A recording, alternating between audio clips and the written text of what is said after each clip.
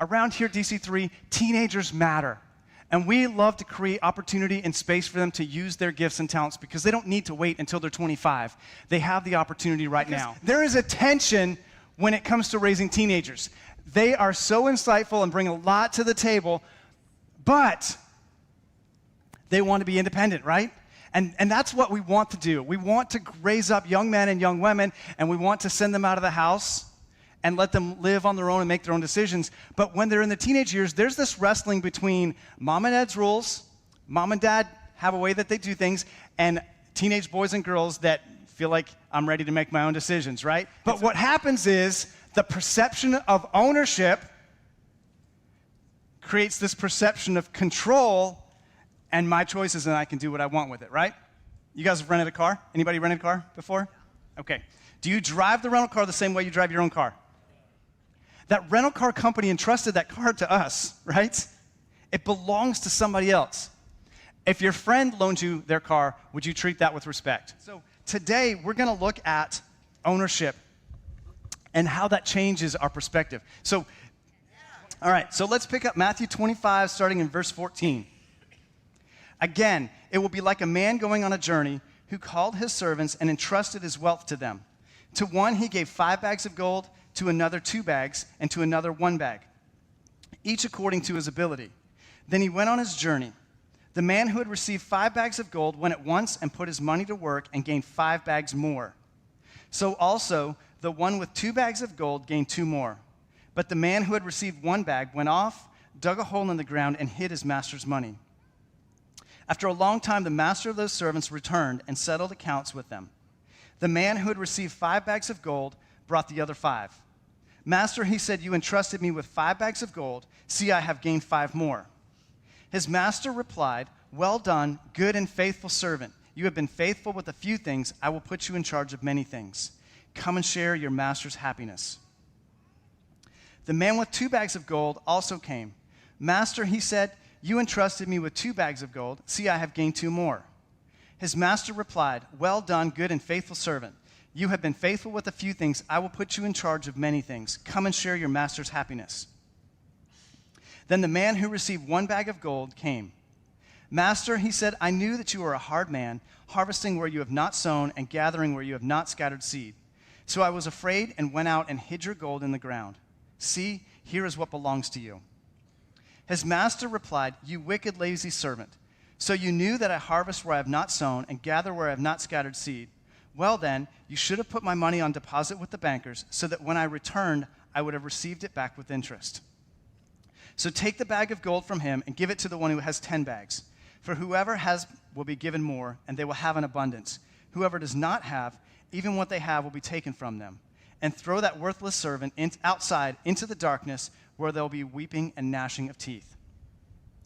This parable, this story represents the principle of stewardship. And most of the time when we hear the word stewardship, one, we don't understand what that means because the word stewardship is kind of like an old English word that's kind of like foreign and we don't use it. Or when we hear the word stewardship around church, it usually means, great, they're going to ask for money, right?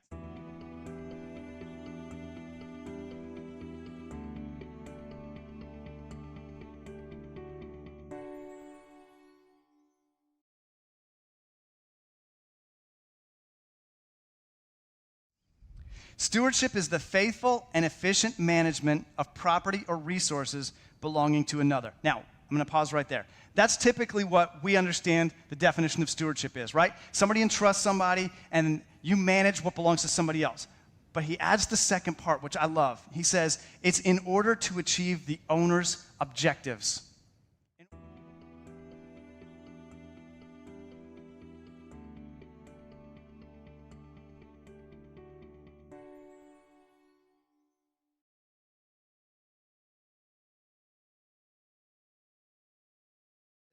When you entrust somebody with something, there's a set of expectations attached.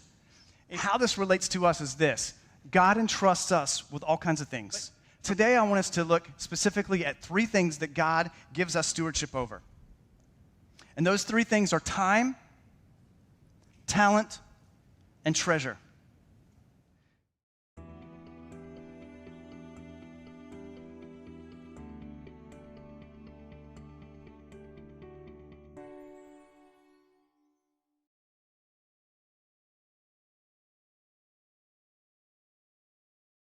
earth, we all have the same number of hours in a day, same number of days in a week, and we operate according to that. Are we good with that? Typically, when we find out what our skill set is, we do one of two things. One, we try to be as good as we can with that and make a name for ourselves, get recognition, make as much money as we can, and make a comfortable life for ourselves. Because we use that gift and talent to benefit ourselves.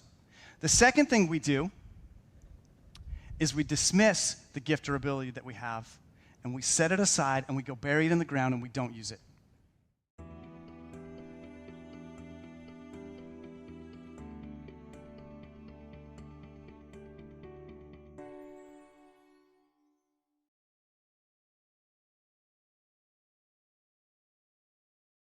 And God has gifted us with things, and we set them aside, or we bury them on the ground, and we lose them. We lose the ability that God has given us.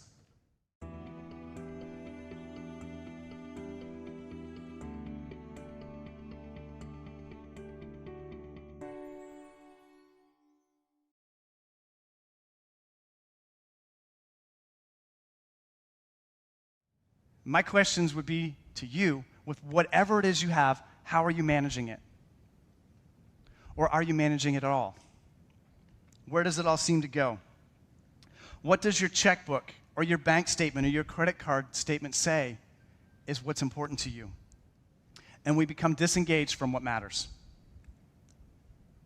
So the primary reason that we become disengaged when it comes to our time, talent, and treasures is that we believe that it all belongs to us. It doesn't matter how much we dedicate, how much we give to God. We can't give him something that he doesn't already own. It says, each of you should use whatever gift you have received to serve others as faithful stewards of God's grace in its various forms.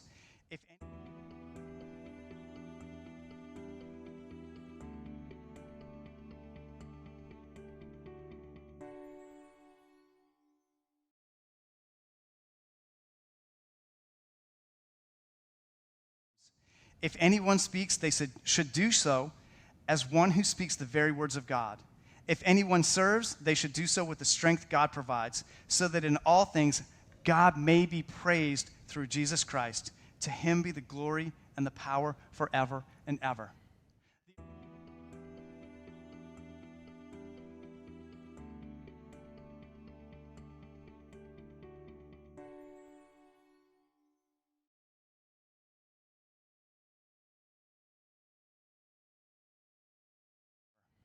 The original intention of everything that God created and that God entrusts to us is to bring glory and honor to him.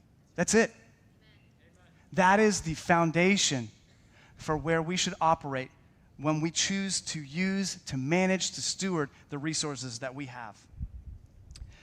What we do with whatever we have should bring honor to God. It shouldn't be about making a name for ourselves or getting recognition. It should be about honoring and bringing glory to him. All of us have something different to bring to the table, but we all have the same amount of time. It's not just about what we do with our phones. It's not just about what we watch on TV, but what are we doing? The servants in the parable all had the same amount of time.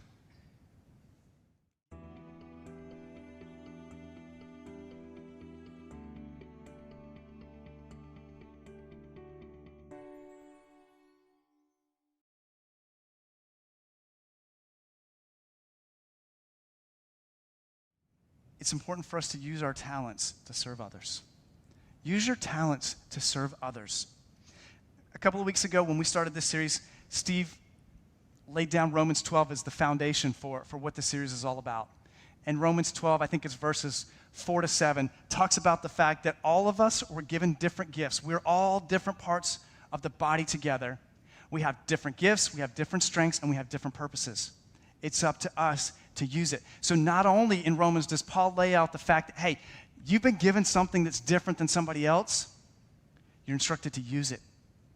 It's not enough to have a gift if we don't use it.